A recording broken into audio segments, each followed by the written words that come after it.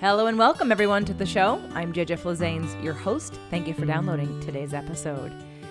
Today's episode is a little different than what we have been dealing with in the past. It's the first conversation around addiction and abuse, and I hope it's a good one for a lot of you. Most of us can relate to many of the things going on in today's coaching that we did with Mandy.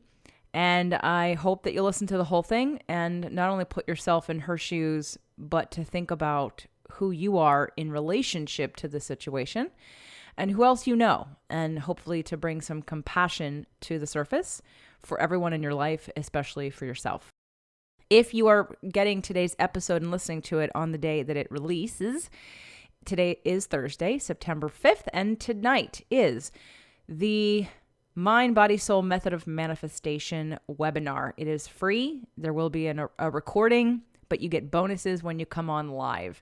Go to jjflazanes.com/manifesting to sign up. I'm not sure how long I will let people keep signing up to share the recording, but it's worth trying. So come on over to jjflazanes.com/manifesting if you're ready to really look at what works and what doesn't work and why things haven't been working for you in your life. And with that, I just wanted to give you a bit of a energetic warning. We are going to get into today's coaching session. Hope you enjoyed today's show. Welcome to the show, Mandy. Thank you. I'm happy to be here. Are you in South Africa, Mandy? No, South Australia. So it's nice that you're going to represent Australia because I look at my numbers and you guys in Australia listen to the show. So one day I'd love to be able to come down to Australia and do an event or something, but I need enough people to be interested. So I'm glad to finally have someone to represent Australia. Yeah, no, it's beautiful down here. You should come down here one time. You'd totally love it. It's lovely. I know I would. So obviously you are a listener to the show. I am, yes. Which show do you listen to? All of your shows that you bring out, all of your podcasts. I'm a big fan of yours. So women, men, and relationships, spirit, purpose, The whole and energy, lot. the whole lot. Okay. All right. Whole lot. I'm just checking. I made the mistake once on a strategy call with someone who didn't listen to the show. I started talking about all kinds of woo-woo things, and I'm sure I scared her off. Anyway, but I know that you won't be scared off if you're a listener of my show. So Mandy, you had sent in your information about what you wanted to be coached on, and we're going to need to convert kilo for me to pounds, although I see that, there's a difference in the numbers, but I don't know what that equates to when we look at weight. But I see that you have a couple goals, and what I have here is lose weight, find a good partner, and to start your own business. So why don't you give us a little bit of a story as to where you are right now, what got you to want to do this coaching, and what do you want to focus on first? Right. So I've hit the sort of middle age, I guess. And I haven't put on a lot of weight, but it's very hard to move it when you get to that certain level. Even though I don't eat a lot, I still exercise, but there's 4 or 5 kilos that I just can't get rid of, no matter what I do. So I would like to look at the exercise part of it. Relationship, well, I was married for 20 years and then I got into a really bad relationship. And unfortunately, I've been stuck in a very unhealthy relationship and haven't been able to get out of it. So I guess out of all of it, it would be that part that I would really like to explore more with you. I know you have a great way of getting down to the causes of things. So I think that would probably be my main target of this life coaching today. Okay. And in terms of the business, what are you doing right now? Yeah, look, I work in 3 jobs at the moment, so for other businesses.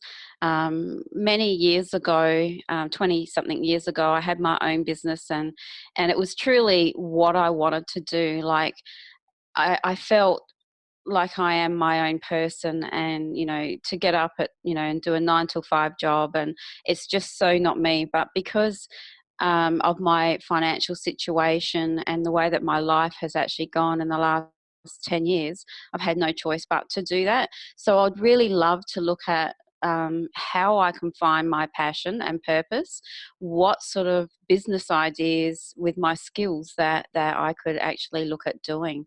So that's where I'm with that as well. Well, you wrote it on your intake form. And the reason why I'm asking is Mm, because many times, and I've experienced this myself, many times, if we're not living our purpose, if we're not feeling passionate about what we do in the world, we don't feel on purpose, we don't feel like we're making a difference for other people, we don't feel like our voice is being heard, we're not free to sort of just expand the way that we want to, we tend to put more pressure on our relationships to give us that. And that's why I wanted to know where you are with work, because many times people who are unhappy at work bring that unhappiness at home. And then they mm, expect that the relationship is going to make up for what the job isn't doing. And in both situations, your creativity is your life force. So if you're not finding an outlet for your creativity, for your voice, for your expression, the two can, knock up against each other basically mm. and hinder the other. And so when someone is happy, at least on purpose in what they're doing in life, and we spend a lot of time working. And We if we're do. spending 8 hours, 9 hours, 10 hours, 12 hours a day at a job we hate, then we're completely depleted on one level. So we have nothing to even bring to a relationship. So Mm, we're at an energetic level where our partner can't, like, you're either expecting your partner to give you what you're not getting, which isn't their job, and then you're being a vampire, an energy vampire to them potentially. And I'm not saying this is you, right? We're not mm. too far into the session yet that I know that about you, but I think it's a important point to make for people listening, because I've experienced this firsthand. When someone's Yeah. unhappy at work, they're more unhappy at home. And when they're feeling alive and on purpose and have a creative outlet, then they're more patient, they're more available, they're more present, and they're not looking for the relationship to make up for every other aspect of life. So, does that hit home at all for you? Um, yes and no. I think no matter how happy I would be, even in my work career, I don't think it would change a great deal because the relationship that I have is very, very unhealthy.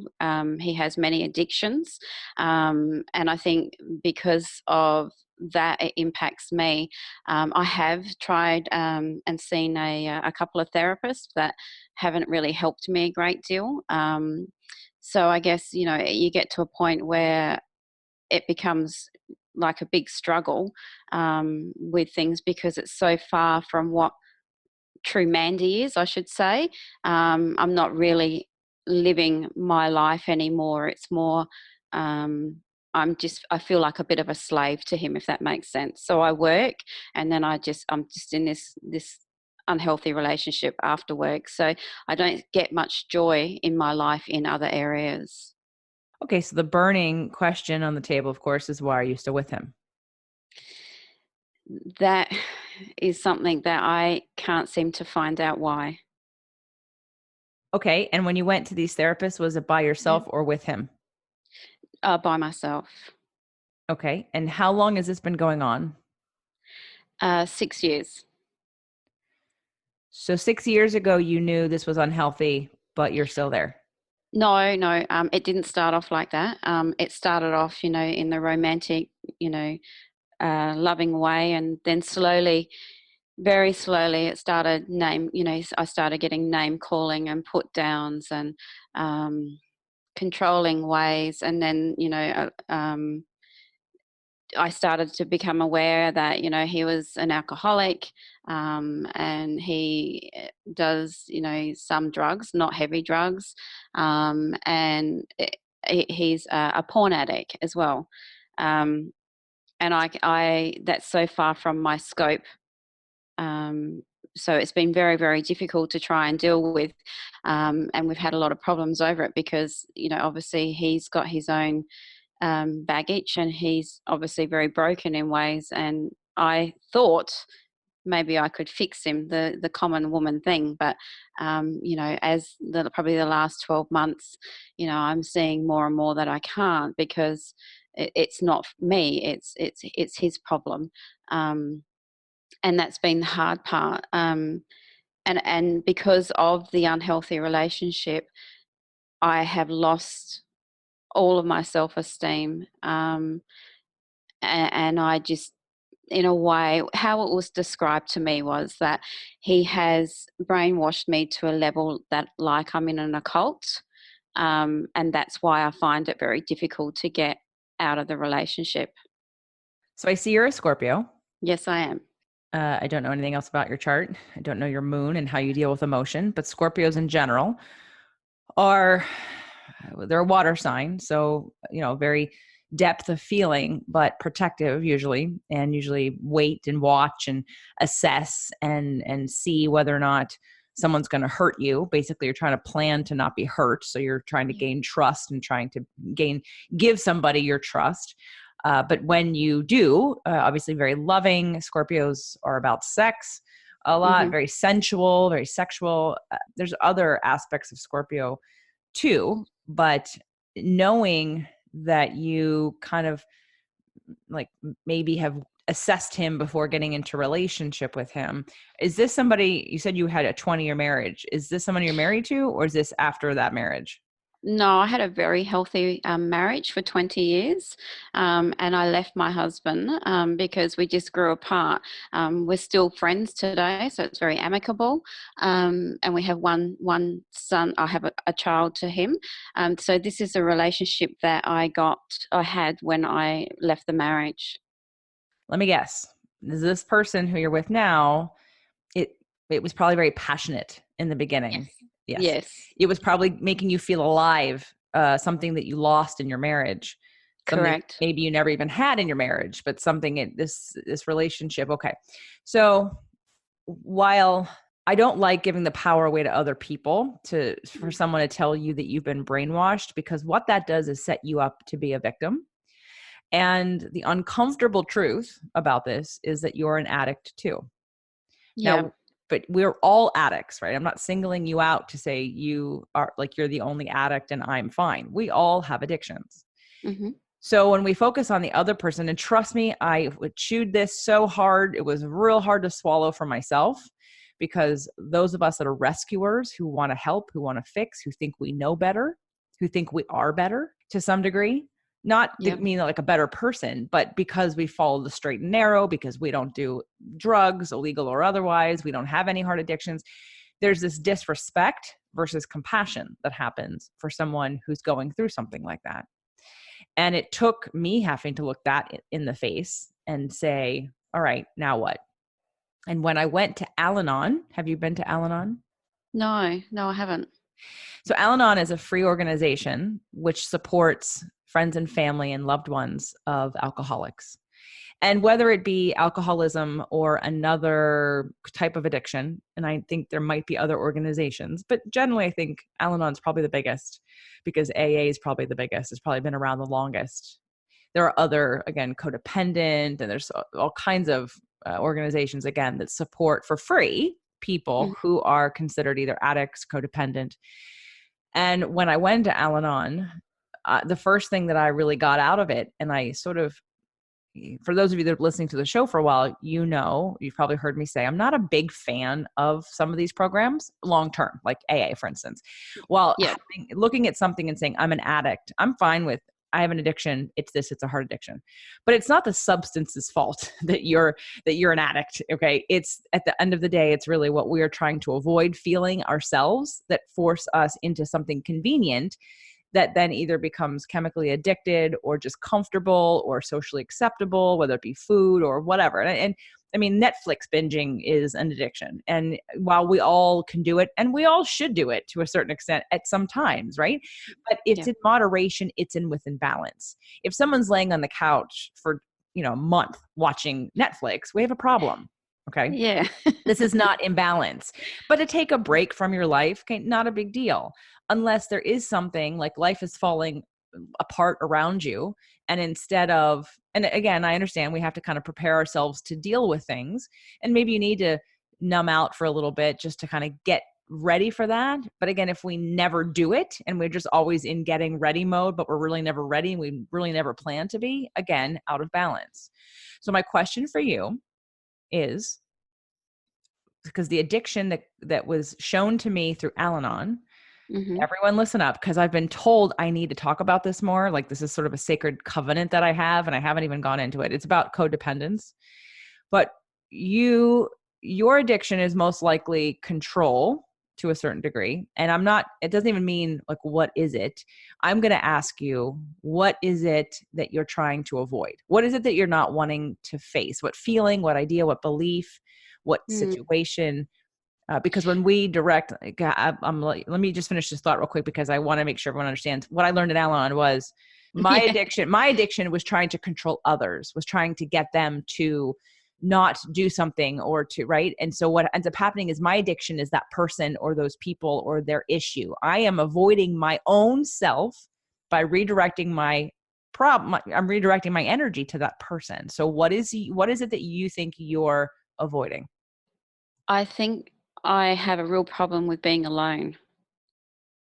So I think by being in the relationship, it's an avoidance of like I'm not stepping out to be actually alone. That scares me, and by being alone, I get like anxiety that comes with it. And so I guess it's the anxiety being alone part that I would say, and also I think I try and control his behaviour to a level where it's not healthy either. So yes, I do agree with you regarding the control part.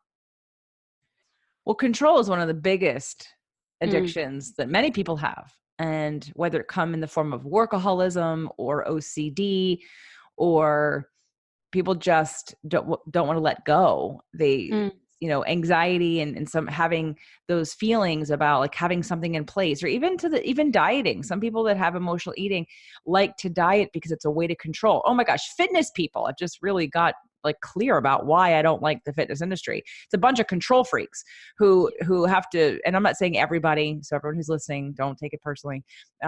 Generally speaking, I think the fitness industry and the diet industry makes you think you're going to be restrictive, and sometimes it is, but it's coming from the place of because you can't handle just being in flow. You have to create all these rules, and it has to yeah, be like rah rah, and it's a yeah, turn off, right? Nobody, like, people are like, my God, like, calm down. Like, I think it's a healthy thing when you allow yourself to ebb and flow and you keep things in check. But when you have such like strong control on every side and the box is super tight that you're living in all aspects, we're designed to rebel against that. We are freedom seekers. We want to feel free.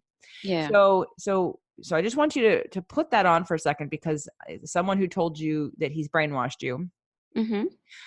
you have needs and you have wounds. That have you ever done any of the Imago work that I've talked about on the show? I've done a little bit of it. Yeah, Do you know any of your core wounds? I do. One of it is like my childhood. That's a big one from my father, and I think that's probably maybe that's the reason why I'm in this relationship, because he reminds me a lot of my father, and some of the behaviour is very much like when I was growing up. My dad was he was a violent man. Um, and he used to do things and scare us, and all as children when we were growing up. So and now I sort of have this relationship that, in a way, when he yells, I feel very scared, like I go back to that child again. And I think maybe that's part of this, is part of it is with maybe the relationship that I have with my father. Without having sheets in front of me that you have filled out, do you know how you react when you don't get what you want from your father? I have not thought about that before, to be honest. I how did I react? Very submissive, and I would not speak. I'd go within myself. So on the creating your imago exercise in imago therapy, it's a lot of going back about some of these core wounds that, and they're not necessarily called, I mean, they are called core wounds in the Mm, program, but you're looking at how did I react when I didn't get some of these things that I needed from my parents? And when mm, you start filling it out, I saw a pattern. And when I become aware of a pattern I have that I wasn't aware of before, for me, it's a pretty instant, like, oh my gosh, awareness. I stop doing those things immediately. So right. it's a practice that, you can get the workbook and go through it yourself. But the reason why I wanted to ask, how did you react, is because part of that is going to be wrapped up in you creating new neural pathways. Did you listen to the Harville Hendricks show we did on Your Relationship Explained? Yes, I did. Okay. Yes. So maybe listen to that again, because Mm-hmm. what we talk about is creating new neural pathways by, the partners that we choose. At first, we think that they're going to give us what we need and what we want, but actually they're incapable. Our greatest need is also their greatest inability. Yeah. And so that's why working together, we can transform this. But I'm going to say, I think you need to work on this separately. This is not something you're going to bring to your partner because you have said it's dysfunctional, it's unhealthy. And I would like you to have more compassion for him, because even though he's doing things that might be dangerous, which you may need to learn how to have boundaries, and part of not speaking up and becoming submissive, it would be good practice for you to, without necessarily blaming him or shaming him, saying, I have a need for security and safety. And when you get drunk or when you have this behavior, I feel unsafe. And because I feel unsafe, I don't know if I'm in danger. So because of that, because of my need for safety, I'm going to blah, blah, blah. Okay. There's a consequence. There needs to be a consequence to the behavior that Mm-hmm. you provide, that you say me, right? It's not saying I need you to change so I feel better. You're just saying, look, I have a need for safety. I don't feel safe in this environment, especially, when these things happen. So because of that, I'm going to need to, and then you make a list of things. And it's not, I need you to, it's I'm going to, whether I'm going to move out, I need you to leave, I'm going to go stay with a friend. You figure out Yeah. what the different options that you have are. And I would create, more than one, just so that you feel comfortable that you have many options. And then you're going to practice speaking that and following through with that, because the submissive thing is creates the victim in you, and you feel powerless. And this whole thing just triggers you back to however old you were with your father. And so there's probably a little bit of guilt. There's a lot of fear wrapped up Mm. in you taking action. But I think there's a lot of opportunity for you to break through some of those patterns by doing the thing that's the most uncomfortable. And it's doing the opposite of how you reacted then. Does that make sense?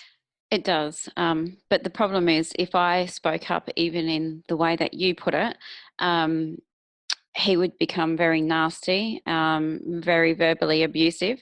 And then what he does is he makes me stay in a room basically, and for 1 or 2 days, refuses to speak to me, looks at me with utter disgust, like I'm the most disgustive, human being. So by even myself, if I said that and I said I was going to go and stay with someone, he would say to me, don't come back, because he always thinks I'm having an affair, or I'm doing something wrong, or I'm doing this, or I'm doing that.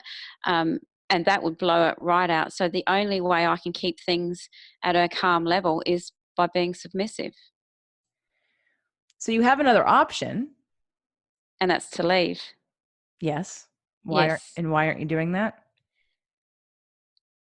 I I want to leave. I do. I think the more I have been thinking about it lately, is it's fear. I'm scared of the reaction. I don't know how far it'll go in hurting me if I do leave. Okay. So you're afraid of your safety, like you think he'd be abusive physically? Yes, yeah, for sure. Okay. Well, there are several action items you could take. One would be to file a restraining order, and you could do I've that ahead of time before anything ever happens. Would that make him more upset? Of course. But right now, Yes. we're not trying, you can't walk on eggshells. You're putting his reactions to things above your own life, basically, right? Yeah, And absolutely. I understand why, because you feel like you're in danger. So we have to strategize. How can you literally get, you've heard stories, I'm sure. I have a story of a couple that I know back in my hometown, and her sister, I think her sister, because this person's sister was married to an attorney and had 2 kids. And I believe he was verbally and physically abusive to her. And I think one day she literally left with the kids. I've been here 20 years. I'm going to say this is 30 or 35, maybe even, no, it's probably 35 years ago. Yeah. And he is still looking for her. She, Wow. they don't, no one knows where she is. I mean, now her, because he has pulled her sister and the husband into court many times. And because to keep her kids safe, and I don't know if it's until they're 18 or whatever, or maybe they're just gone forever. I don't know, Mm. but they left. Now, I'm not saying do that. That's pretty extreme, but she was afraid for her life and probably her children's life. It was really bad. And that is the precaution she took. She probably got, changed names. I don't know. I'm sure a lot of it was probably illegal, but she's probably in some other country living somewhere off the grid. And she has Mm. been for 30 or 35 years. Wow. Okay. All right. Now, I'm not saying you need to go to that extreme, but I think that you probably have support closer to home that you're not utilizing. And I know there are support groups. I don't, again, I would think that if you were to leave, like I think, if you could try to have a rational conversation.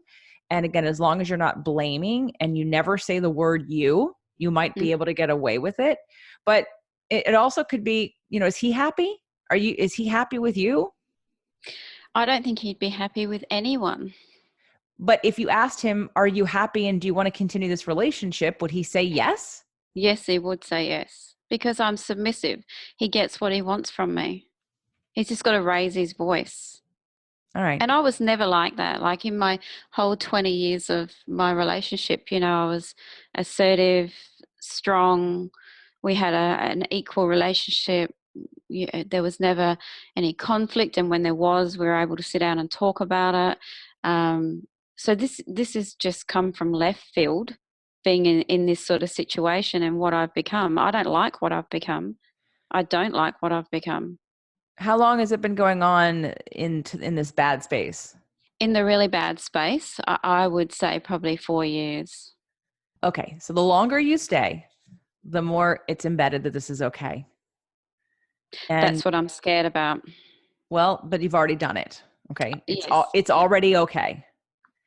And while I definitely want your safety to be your number one priority, I'd like you to think about, and it's not going to happen in this next 30 minutes, No. but I want you to think about who could help you. Who could you orchestrate leaving and not being found for a little while? Who could help protect you? What would you feel comfortable doing? And because when we deal with violent people, yeah, it can be scary. I had an ex-best friend who was an MMA fighter who had already killed someone. Mm. At least he said he did. He could have been lying for all I know, but 20 years ago, that's what he said he did. And it was out of self-defense, but it didn't really bother me. I understood the situation, and I had nothing to do with it. I didn't, all that kind of stuff. Like the fact that he, because it happens sometimes, people, when you're living in environments that are super violent or oppressive, or you're dealing with drug addicts or drug dealers or any of that kind of gambling stuff, it's like very dangerous. Yeah. So, and this was not, and he wasn't living that kind of life when I knew him. He was in a different life with a different name. Actually, he changed his name. Right. So, but later after we kind of broke up in a not very nice way, broke up meaning friends, I actually for a second wondered if I should change the locks on my apartment. And I thought, because he could do something dangerous. Now I didn't, mostly because he had a girlfriend then who I just felt like she probably wouldn't let him go off the deep end. Right. So, but I understand the fear in the moment of, this didn't end well. And he could come after me. In fact, I had a boyfriend in New York who was gay. Why was he my boyfriend? Yeah. Well, because I didn't know he was gay. And then when I figured out he was gay, and then I told him he was gay, he didn't like that very much, and called me very angry. And I don't even know if he's out now. This is probably 25 years ago.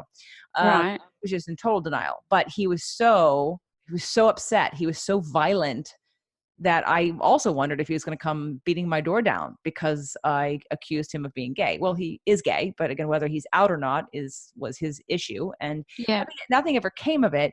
But again, we're crossing lines here where sometimes it is scary to not know what's going to happen. But so while I don't want you to focus on that those bad things could happen, I want you to plan. I want you to plan for it. And then I want you to do something about it. And that's what there is support groups in Australia as well for that. And it is about planning, and it is about a safe alternative to leaving, finding a safe spot and feeling protected and safe. But I guess I've got to get to that space of being able to do it. And when you're a self-esteem, how do you build your self-esteem when it's been knocked down so far that you don't have one anymore? Well, first, we're going to start off by acknowledging that you're a mother. And I don't know how close you are to your child, but if something was to happen to you and you weren't around, would you do it for your child? Absolutely. So we can borrow that protective impulse from from having a child if you can't muster it for yourself. And there's the deeper work here for you, my darling. Mm. Is that, yes, what is it that you don't like about yourself that you feel somehow you deserve this? You don't deserve this. And but you are creating it. I'm not going to, I'm going to hug you, but I'm going to hit you a little bit because Yeah. you're co-creating here because you're allowing it to happen. And the more longer you allow it to happen, the more it gets embedded. It's okay. So I want you to acknowledge you've created this. It's not just him, but at the same time, this is to bring you into sort of the come to Jesus moment of, is my life important to me or not? Now, you haven't said anything about depression you don't have anything checked off here about any other issues of I think you have fears and you're beating yourself up for not having enough chutzpah, so to speak, to overcome those fears. So there's still hope, and there's not hopelessness necessarily that you totally deserve this, that you're not worth anything. I'm not picking that up from you. What do you have? Mm. What are your thoughts about that? Um, no, I do know that, I am worthwhile, and I do know that I'm a very good person. But I think I feel depressed, but I feel depressed because of the situation. I don't think it's a clinical depression. I think it's I'm depressed because I'm feeling so stuck, and I can't seem to venture out from this place. And I think that stuck feeling is the feeling, that it's very hard to overcome. Well, it's hard to overcome when you're not giving yourself ways to overcome it. Exactly. Your depression is repression. You are feeling hope, like powerless, because you have decided that it's so scary that you're not going to do anything. Correct. Yeah, because of the fear. Okay, so you're not alone, and whether you go seek out a support group of abused women or wives, or I Mhm. don't have any experience with any of that. I know they exist, but I Yeah. haven't been to one, and I don't know anyone necessarily that I can talk to or has had one. But you could research it and go find one. I know they exist, and and in those groups, I'm sure they have resources. I'm sure they have a ton of resources and ideas about how to safely sort of get out of your space. Mm. And, at some point, maybe if you were to sneak out and leave Yep. and be unreachable for a little while. And I would recommend, if you're going to do that, which I do recommend you do that, but that's because sounds like your safety is in question, that you Mhm. write a really extensive long letter or possibly a video or something uh, explaining why you did it and how you're feeling, and have it full of compassion for him, and have it be, again, I statements about the things that you need and that you don't feel safe, and that I feel like my life is in jeopardy sometimes, and because I feel so unsafe and it's not okay for this to be happening any longer, I had to do something about it. I hope you can understand that I don't, or whatever, right? You could write a letter so that way, at least, and have a copy of it. Always have a copy, like have a copy on a computer, Yep. just so that way, in case something should happen to it, he burns it, he rips it, whatever. You have this letter as proof for whatever potential legal reason, but also just to really, that's all you can do. All you can do is express where you are and what your needs are. Try Mm. not to blame. Try to have compassion, and that is all you can do. And I think that if you can get there, I think Yep. you might be surprised that it's not as bad as you think it's going to be. But I also don't want you to, at this point, I don't want to suggest that you don't take precautions to protect yourself and your child, that you figure out, and it might take a little bit of planning, but you figure out a way, and then take all the precautions you need to, legal or otherwise, to protect yourself. Yeah, yeah. Um, and that's a really good starting point. And maybe by writing a letter too, and seeing what I'm writing and putting down, it might also help me as well in closure. Now, before this happens, though, before if you're going to plan to leave or sneak out, I would encourage you to start taking your power back now in subtle, small ways. So, for instance, maybe you could ask, you could give a consequence to a behavior that is, you're going to walk out of the room, or you're going to say, you know what, can we talk about this in a different way? Or I would like to, would it be okay if we, and again, asking questions, engaging, ask for someone to engage in the conversation with you in a different way. Would it be okay if we did this? Or would it be okay? I'm feeling a little attacked right now, or you're not really in the space. I don't feel really safe right now. Can we wait to talk about this tomorrow or in the Yeah. morning when you're not on drugs? Or, Yep. Yeah. right? Or if it starts to become abusive, you can give them the warning. Look, I don't like where this is going. I don't feel safe. And if you don't back off, I'm going to walk out, or I'm going to leave, or I'm going to whatever. And Yep. then just like a child, you have to follow through with the consequences. So if you can find small ways now to Yep. start giving consequences and shifting, I mean, miracles can happen from that, where all of a sudden when you respect yourself, he could respect you more. Okay. Yeah, I didn't think about that, but that's so true. When you do respect, people that respect themselves, you do respect them too. Even like in the work industry and stuff, you do respect them. But people that don't respect themselves, then you do. Not that I ever am disrespectful, but you see people not respecting them in the workplace. Right. Well, that's what the whole Fit to Love is Mm, about. mm, It's really about that you're the beacon of energy that's putting out the blueprint for others to treat you. So if you don't treat yourself with respect, why do we think anyone else will?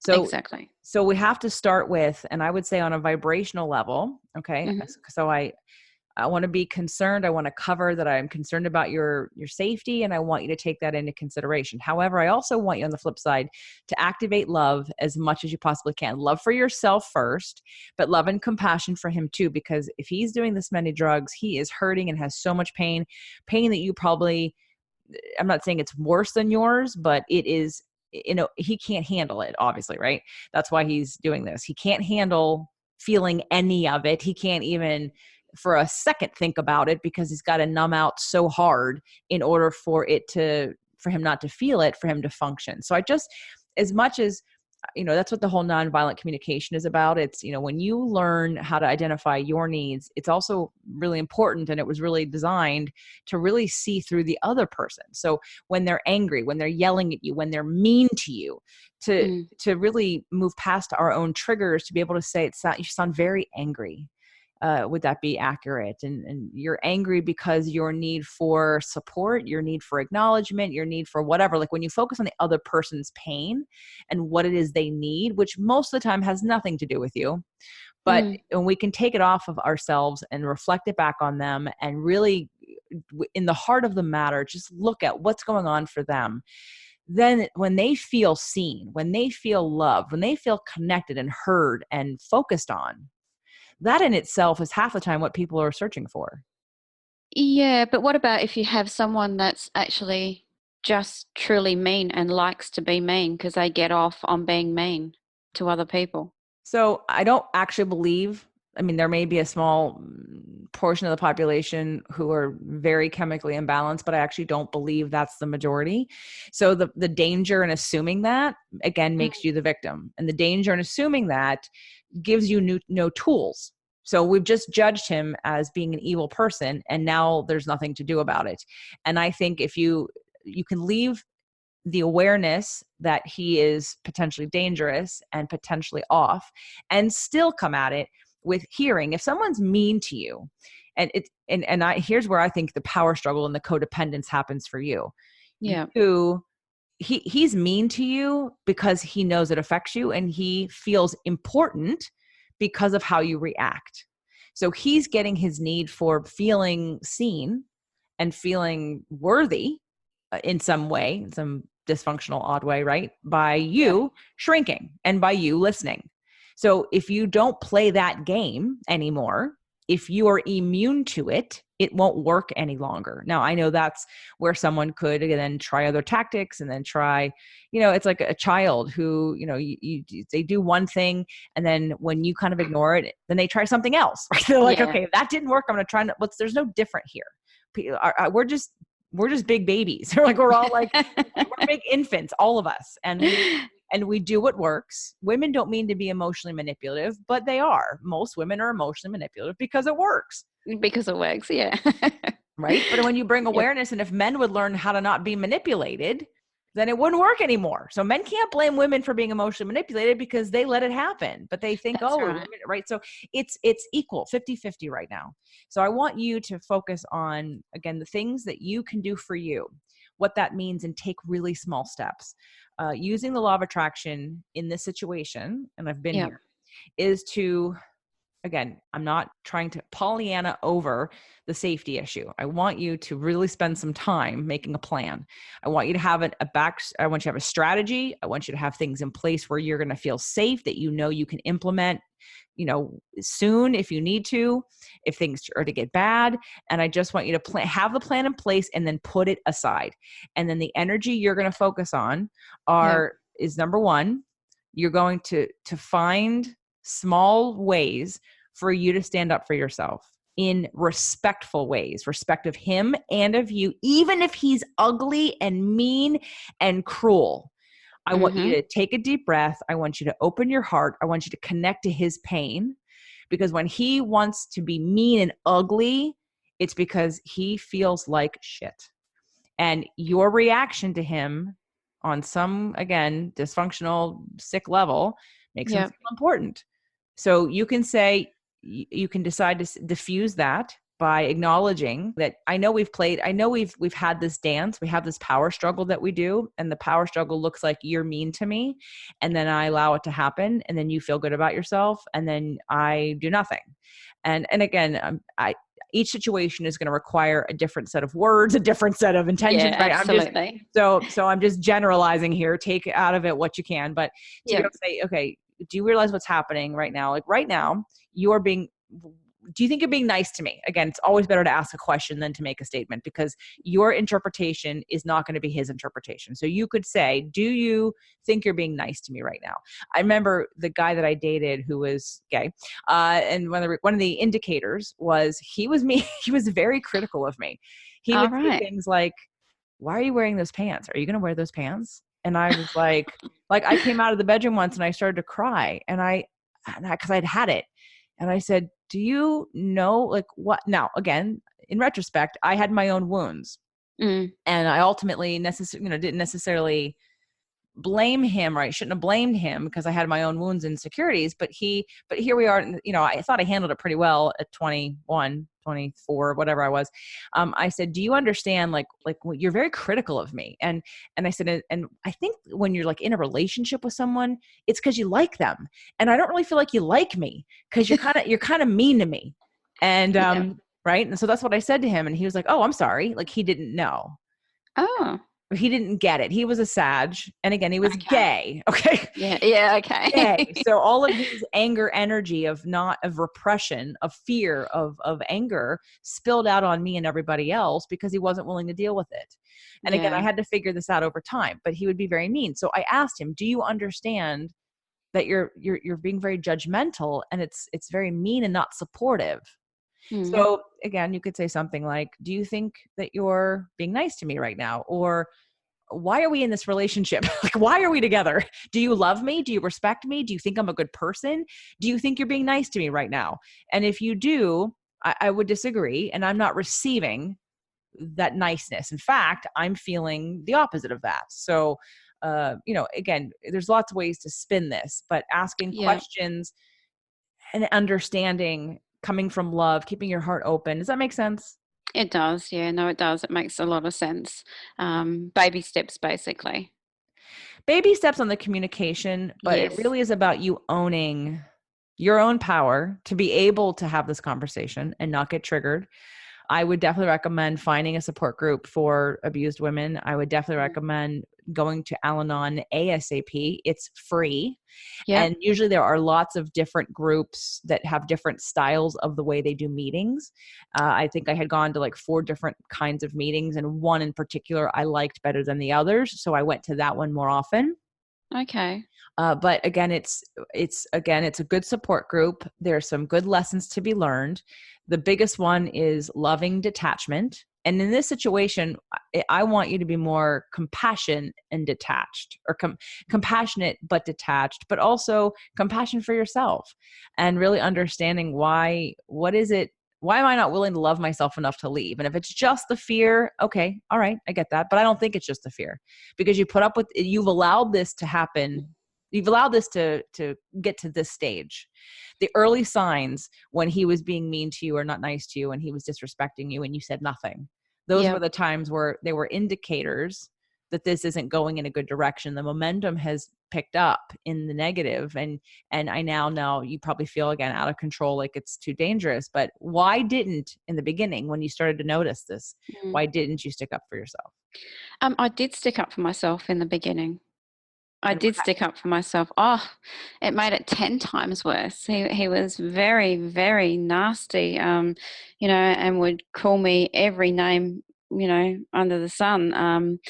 He would just scream, have a screaming fit, and then just hang up on the phone. Or, he would just scream in my face and then walk out. And so, and then he would never come back. So he'd always make me come back to try and sort it out, the problem. So at the start, it was volatile because I would stand up for myself. Now that I don't, it's backed off more. But at what point was it okay to stay in this situation though? Right. So I understand Yeah. you stood up for yourself. I don't know how you stood up for yourself. A lot of times we stand up for ourselves in ways that trigger the other person even more, because we're Mm, yelling at them and blaming them. true. My guess is you didn't stand up for yourself in a way that said, I'm taking a stand for my own safety. And while I'm compassionate to your situation and I understand what you're going through and it must be really hard for you, this situation has become unsafe for me and therefore I'm going to leave. Did you say that? No. Right. Most likely you said, you do this and you do that, or you're always doing this, or I feel this way Yeah. because you act like that. Okay. So when we come at a relationship like that, of course, anybody, I mean, you don't have to be, you can be evolved and still the word you can be extremely triggering. And my guess is Mm. he's got deep mother issues. So Yes, he does. right. So he has huge mother issues and wasn't acknowledged, probably blamed for her issues, probably blamed him or disowned him or whatever. So there's definitely huge mother issues there. And of course you have father issues, which is why this is going on with him, that you can again work on separately. But let's just get you out of this relationship. The biggest form of self-love that you're going to have is that you're going to plan to leave, and then you're going to leave, and that you're going to do it in a way that protects you as best you can. You're going to Yeah. get support. You're going to go to Al-Anon. You're going to go meet some abused women, and you're going to find out what they know and where you can go. You're going to inform your ex-husband and your child and your parents and your friends and your coworkers when it's time. But you're not going to disclose the location of where you're going necessarily, because you don't want him to find out through somebody else. So you're going to plan this and you're going to take your time planning it properly. Simultaneously, however, I want you to tap into his pain, and I want you to be compassionate for him and for you. Mm. I want you to do a list every day, every night. I want you to write a list, and you can write and burn if you don't want him to see it. Yeah. You can write it and say, this is what I want. This is what I'm looking forward to. I'm sure you've heard me talk about that on the show that I did Oh, it, yes. that I Yeah. did it, right? And I said, this is what I want. I want someone that's going to hold my hand, someone that wants to spend time with me, someone that wants to grow with me, and I would write this list every night, and I would get Yeah. excited about what I was creating in the future, knowing that and believing 100% I was going to get it. Yep. Yep. And that's what I have been actually doing just lately, just in the last few weeks. I have actually been doing that to put it out there, the life that I do want, and visualizing what it's going to be like without him, how happy I'm going to feel, how safe I feel. So I have been doing all of that, and I am sort of feeling more hopeful in that way by doing that, by putting it out there. Good. Now the second list is going to be a harder list. So Oh, maybe do this one first. The second list is going to be what you appreciate about him. okay. And the reason That's really hard. I know, but the reason why, but your vibration about him, your expectation of pain, your expectation of a fight, your expectation of abuse, your expectation of fear aligns with his, which is why it brings it out more. I need you to align with the best of him. It There's not doesn't. much good though.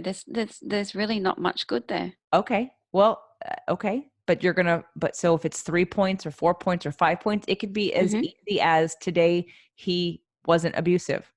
Today okay, it could be, and that one I definitely think you should write and burn. But every night I want you to go through a list of the things you appreciate about him. And I'm not talking top level, like he's a generous person. He's so like, I'm talking about in the moment, like that day he he put the toilet seat down. He bought some groceries. I don't know. He didn't come home drunk. I don't know. Look, but but I want you to write that list first. Okay. Write that list first. I want you to get into a different frequency with his soul. Okay. All right. No, I'll do that. And even though it will be a very short list. Okay. But as you practice it, I want it to become longer. I want you to be able to see something. Again, we're tuning into a different frequency. And even the worst people, again, they're acting out of their own pain. So if you can be compassionate about his pain, then you can see where he's trying, or where he is trying to numb because he can't handle it, or because he can't face it, or he's such, people who are really, really, really mean and bad, like nasty, or most of the time they're the most insecure people who feel unworthy to the nth degree.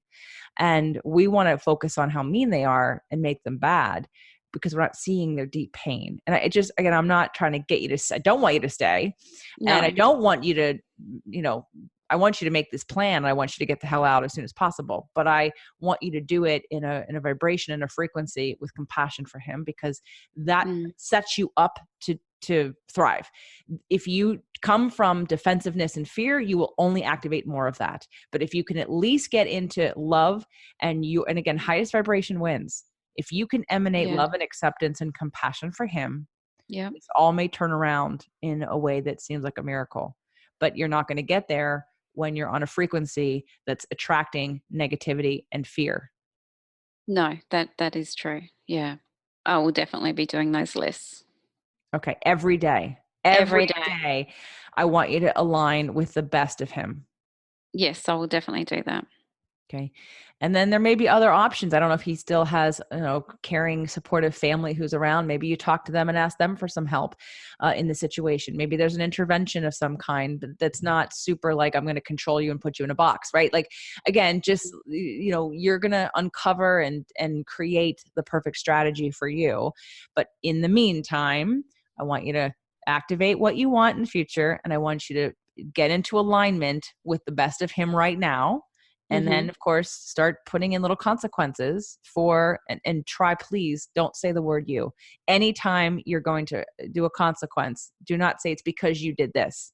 It's because you feel unsafe. It's because you need safety. It's because, you own that need and that feeling and that strategy, and try the hardest you can to say it without ever using the word you.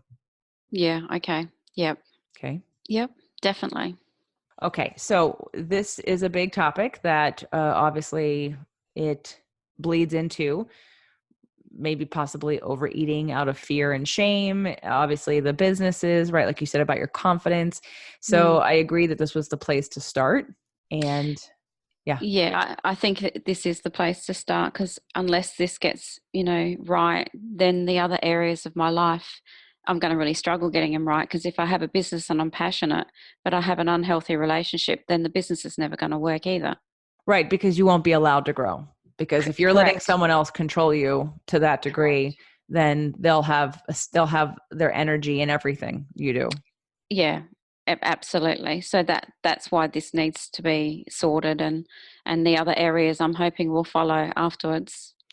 Now, there's still more that can be done on your end to prepare for any and all of this, like love languages, looking at his astrology, looking at your astrology, figuring out the right words to say to him in a way he'll hear you is huge. So of course, what I always do at the end of these sessions is send you sort of information if you wanted to work any further with me on this. But I think Yep. that for you, especially if you're feeling unsafe, the next step for you would be to look at his astrology and his moon sign and to really figure out what his wounds are without him. You can do it without him, and to figure out, a way in which to speak to him, what his love language is. Maybe by doing some of that, it will ease it a little bit. And Mm. then to figure out a way to communicate that he'll hear. And that's the problem, is that sometimes we think that others are going to hear what we say the way that we mean it, and they're interpreting on a different level. So really getting a little bit more specific about him and you in terms of Yep. communication, love language, astrology, would empower you to feel confident in how you're going to deliver this information. Okay. Yeah. No, that would be really good. If you can send that through, that would be fantastic. Yeah. And then, yeah, I mean, there's a lot of stuff. And I think when you start to shift and feel better about yourself, I've experienced this as well. When you sort of get to that next level energetically, you don't even have to do anything. People around you shift because you've shifted. And hopefully it'll be in a good way, that when Mm. you kind of infuse more love into self-respect for yourself, that you don't have to say anything. It's nonverbal, it's energetic, it's vibrational. So that Yep. hopefully will emanate and possibly make some more peace. But I don't want you to get caught in that the peace means there's hope or that you're going to No, stay. Yeah. that's right. No, I fully understand that. It doesn't mean that at all. I still have to leave. So, because we're not right for each other and this is not the right relationship for me. Not sure when this is going to air, but Yep. obviously when it comes out, I will let you know so that you can re-listen to it yourself and hear everything I've said, everything you've said. And hopefully by that point, because it will be at least a couple of weeks, hopefully by that point, there'll be some progress on your end of Yeah. feeling better, feeling more empowered, feeling stronger, feeling more love for yourself and him at the same time, protecting yourself. Yep. Yep. No, that sounds fantastic. Thanks so much for doing this today as well. You're welcome. I'm glad I could help you. I hoped it helped. Did it help? It has helped. Yeah, no, really, it's given me hope, and I think just having the plan in place and doing the lists and being consistent with it, I think that's going to shift a lot. So no, definitely, absolutely. So Okay. thank you. You're welcome. All right, Mandy. Well, I'm going to be in touch, and then hopefully Yeah. we'll maybe have a success story of you later, because I'm sure at this point everyone is like, oh my God, what's going to happen to her? So I've never kind of had something so, like dangerous, if you will, on the show. So if anyone's listening and you want to hear Mandy's follow-up story, let me know, because I'm sure you'll feel supported in that way, that Yeah. we can update them later as to what's going on with you, because now we've engaged them and they care. And for those of you who also are listening, who are experiencing some of the same things she is, I hope that today has been helpful, and I hope you'll all seek out. Again, everyone really would benefit from going to Al-Anon. I don't care if you don't think you have anyone in your life. It's not about necessarily alcoholism. It's about addiction. Mm. And those of you that have control issues, it's about understanding that you are trying to control someone else because you're ignoring and denying yourself. So you're not want to sit in your own skin and with your own problems. You're too busy trying to control everybody else. So it's beneficial for everyone. It's free. It's everywhere in the world. It is. So find an Al-Anon near you. They haven't sponsored this. I'm getting no money. Don't stay there too long though. Go in, get what you need to get out, like maybe Yeah. 6 months, 8 months, 4 months, a year. I don't know. I think Yeah. and if you're not, because you haven't, if you're there a year and you haven't gotten it yet, it's not the right message for you. So No, that's right. yeah. All right, Mandy, thank you so much for being No. so vulnerable and telling your story. I know, and I'm trust that there are other people out there living a very similar story, and you have shined a light of courage Yeah. for them as well. So thank you. No, thank you.